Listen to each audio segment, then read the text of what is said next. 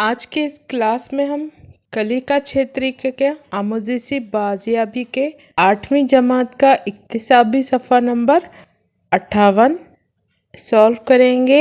ये हमारा आमोज़ी महासिल ज्योमेट्री के बुनियादी तसव्वुरात पे है।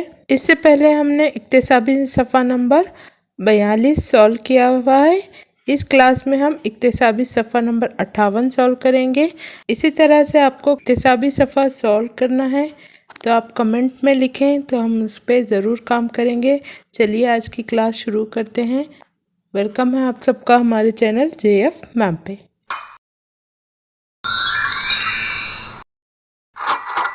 यहाँ पर दिया हुआ है ज्योमेट्री के तस्वीरात से जुड़ी पहली सुलझाएं। तो आपको इन तमाम चीज़ों के मालूमात होनी चाहिए। नुक्ता क्या है, ख़त क्या है, शुआ क्या है, इसी तरह से जाविया क्या है, मुसल्लस क्या है। तो इसको हम थोड़ा डिटेल से देखेंगे, बाद में क्वेश्चन को सॉल्व करेंगे। तो देखेंगे पहला नुक्ता क्या है। नुक्ता क्या है, आप एक पेंसिल की नोक से किसी सरफेस को टच करेंगे तो वो नुक्ता होगा। तो नुक्ता की लंबाई चौड़ाई नहीं होती, नुक्ते का हिस्सा नहीं होता और नुक्ते को किसी ख़ास मुकाम को दिखाने के लिए इस्तेमाल किया जाता है। नेक्स्ट देखेंगे हम ख़ातई ख़त। ख़ातई ख़त क्या है, महदूद लंबाई रखने वाला ऐसा ख़ातई हिस्सा जो दो नुक़ात पर खींचा जाता है। तो यहाँ पर दो नुक़ात हैं, इन दो नुक़ात के बीच में क्या है, आप एक ख़ातई ख़त खींच सकते हैं। इस तरह से हम नाम देंगे इसको AB। महदूद लंबाई रखने वाला यानी आप इसको नाप सकते हैं, कितने सेंटीमीटर है इसका लंबाई हम मालूम कर सकते हैं, इसलिए ये महदूद लंबाई रखने वाला ख़ातई हिस्सा है। तो अगर इसको लिखना है तो कैसे लिखेंगे ख़ातई ख़त को, इस तरह से AB लिख के एक लाइन ऊपर खींचेंगे तो ये ख़ातई ख़त होगा। बच्चों ये जो बेसिक है आपको अगले इक्तिसाबी सफ़े में भी काम आने वाला है, इसलिए गौर से देखें। ख़त क्या है, ख़ातई ख़त के दोनों जानिब लामहदूद दराज करें तो ख़त बनता है। ख़त में बेशुमार नुक़ात होते हैं, ख़त के ख़ात्मा नहीं होता। तो ख़त इस तरह से होता है। यहाँ पर तीर का निशान क्या बता रहा है, ये लामहदूद हद तक हम इसको दोनों जानिब बढ़ा सकते हैं।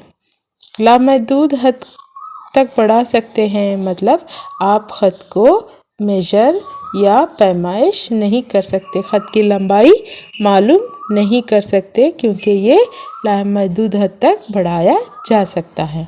तो अगर इसको लिखना है, जब भी लामहदूद का लफ्ज़ हम इस्तेमाल करेंगे तो वहाँ पर इस्तेमाल करेंगे हम तीर का निशान। बच्चों याद रखो, अब ये जो बुनियादी तारीफ़ें देख रहे हैं, इसमें जब भी हम लामहदूद का वर्ड इस्तेमाल करेंगे तो वहाँ पर हम डालेंगे तीर का निशान। ठीक है, तो दोनों जानिब लामहदूद यानी दोनों जानिब हम यहाँ पर तीर का निशान दिखाएंगे। अब इसको लिखेंगे कैसे, इसको इस तरह से लिखेंगे AB, इस तरह से तीर का निशान दोनों साइड लगाते हुए एक लाइन बनाएंगे। ठीक है, आगे चलेंगे। शुआ क्या है, ख़ातई ख़त का वो हिस्सा जो इब्तिदाई नुक्ते से निकलकर एक ही जानिब लामहदूद होता है, शुआ कहलाता है। तो शुआ क्या है, एक इब्तिदाई नुक्ता कहाँ से शुरू हो रहा है मालूम होता है, इब्तिदाई नुक्ते से हम निकलकर कहाँ तक जाना, लामहदूद। देखिए यहाँ पर लामहदूद फिर से इस्तेमाल किया है हमने, तो यहाँ पर तीर का निशान लगाया है। ठीक है, तो शुआ के माने हम जनरली समझ लेना कि सूरज की शुआएं, सूरज की शुआएं बोलते हैं, ये फ़र्ज़ करो कि ये सूरज है, सूरज से शुआएं निकलकर दूर दूर तक जाती हैं, तो ये हो गया शुआ। इस तरह से आप इसकी शक्ल याद रख सकते हैं। तो अभी इसको लिखेंगे कैसा, तो इसको इस तरह से लिखेंगे, AB डालेंगे, यहाँ पर एक तीर का निशान लगाएंगे। ठीक है, आगे चलेंगे। नेक्स्ट है जाविया। एक नुक्ते से निकलने वाली दो शुआ का दरमियानी फासला जाविया कहलाता है। देखिए यहाँ पर एक नुक्ता है, इस नुक्ते से दो शुआ निकलने के बाद इन दोनों के बीच में जो फासला बनता है उसको हम जाविया कहते हैं। ठीक है, अब इसको लिखेंगे कैसे, फर्ज कीजिए हमारे पास है ये O, ये A और ये B। तो हम यहाँ से शुरू करेंगे ए ओ पी। तो कैसे लिखेंगे जाविया? ये जाविये का निशान है, जाविया ए ओ बी। या फिर हम अगर बी से शुरू करेंगे तो बी ओ ए। इस तरह से जाविया लिखते हैं। जाविये को एक और सिंबल से भी जाहिर करते हैं, एक और अलामत से भी लिखते हैं, ए ओ बी। यहाँ पर आपको जाविया बताते हैं। यहाँ पर देखिए जाविये का छोटा सा निशान बनाया गया है।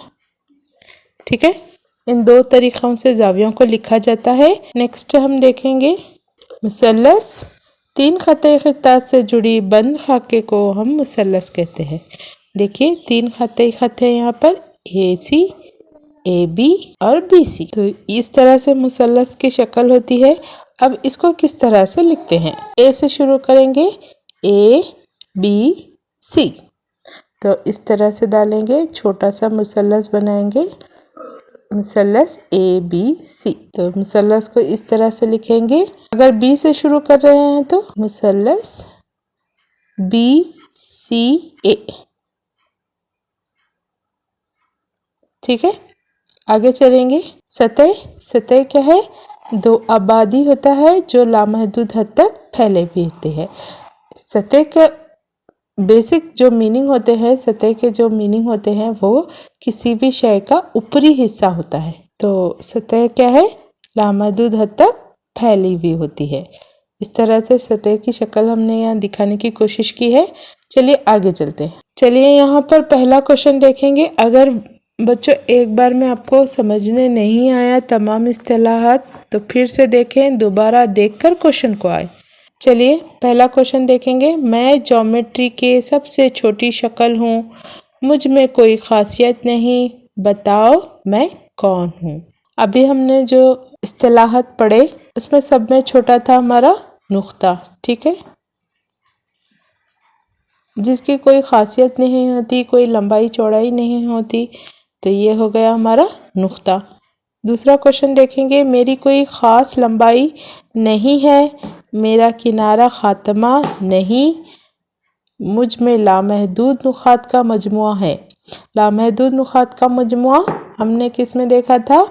हमने देखा था ख़त में। ठीक है, जो लामहदूद नुक़ात का सेट होता है। तो मेरी कोई ख़ास लंबाई नहीं होती, यानी हम इसकी पैमाइश नहीं कर सकते। और मेरा कोई किनारा भी ख़ात्मा नहीं होता, तो इसके किनारे लामहदूद हद तक हम बढ़ा सकते हैं। तो ये होगा हमारा ख़त। ठीक है, नेक्स्ट चलेंगे। मेरे दो किनारे नुक़ात हैं। ठीक है, तो दो किनारे नुक़ात हमने देखे थे इस तरह से। मेरी लंबाई नापी जा सकती है, बताओ मैं कौन हूँ? तो ये है खाते खत। नेक्स्ट देखेंगे। मैं एक ख़ास नुक्ते से निकलकर, ख़ास नुक्ते से एक नुक्ता निकालेंगे, निकलकर लामहदूद जाती हूँ। लामहदूद के माने हम तीर का निशान डालेंगे यहाँ पर। तो ये क्या है? शुआ। आगे के क्वेश्चन देखेंगे। पांचवा क्वेश्चन देखेंगे। मैं ऐसी शय की ऊपरी हिस्सा हूँ जो लामहदूद हद तक फैली होती हूँ। ऊपरी हिस्सा, किसी भी शय का ऊपरी हिस्सा क्या कहलाता है? सतह। ठीक है, आगे चलेंगे। बताओ मैं कौन हूँ? तो वो है सतह हमारा। मुझ में एक नुक्ते से दो शुआ निकलते हैं। एक नुक्ते से जो दो शुआ निकलते हैं, इनका दरमियानी फासला दर्जे में नापते हैं। ठीक है, बताओ मैं कौन हूँ? तो ठीक है, ये है हमारा जाविया। आगे चलेंगे। मेरे तीन नुक्ते हैं। ठीक है, तीन नुक्ते लगा लेंगे हम। तीन हाथ हैं, तो हाथ इस तरह से जोड़ेंगे इसके। तीन कोने हैं, तो तीन कोने इस तरह से। ठीक है, तो बताओ मैं कौन हूँ? तो ये कौन सी शक्ल है हमारी? मुसल्लस। तो ये था हमारा इक्तिसाबी सफ़ा नंबर 58। नेक्स्ट वीडियो में हम आगे के सफ़े हल करने की कोशिश करेंगे। अगर आपको किसी सफ़े के ऊपर वीडियो लेसन चाहिए हो तो कमेंट में लिखें। Thanks for watching.